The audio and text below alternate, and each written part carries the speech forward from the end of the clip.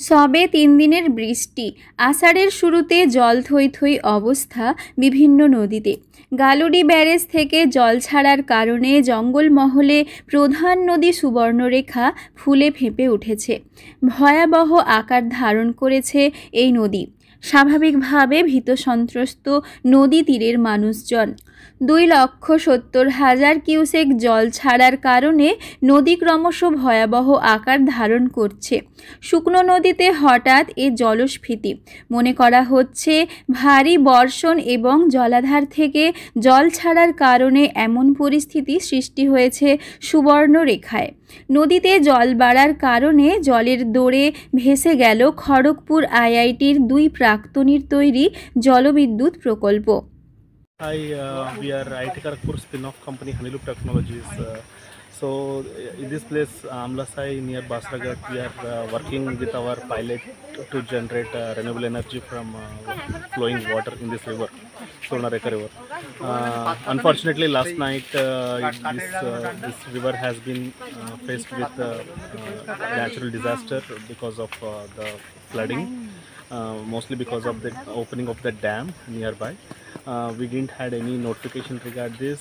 We are unaware about these upcoming floods, and that has been caused some kind of financial losses for our equipment. We have almost lost around 2 to 2.5 lakh estimated equipment that we have developed in collaboration with IIT Kharagpur to deploy here. We have to further again have to deploy this, and this is going to delay the process of power generation and the complete process of technology transfer and commercialization.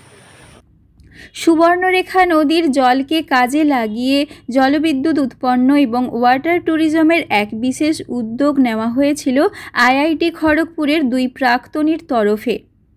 Barrage থেকে জল বাড়ার কারণে ভেসে গিয়েছে সেই প্রকল্প।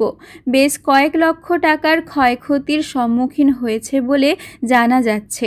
হঠাৎই নদীতে জল বাড়ায় নদীর উপর তৈরি এই বিশেষ প্রকল্প ভেসে যায়।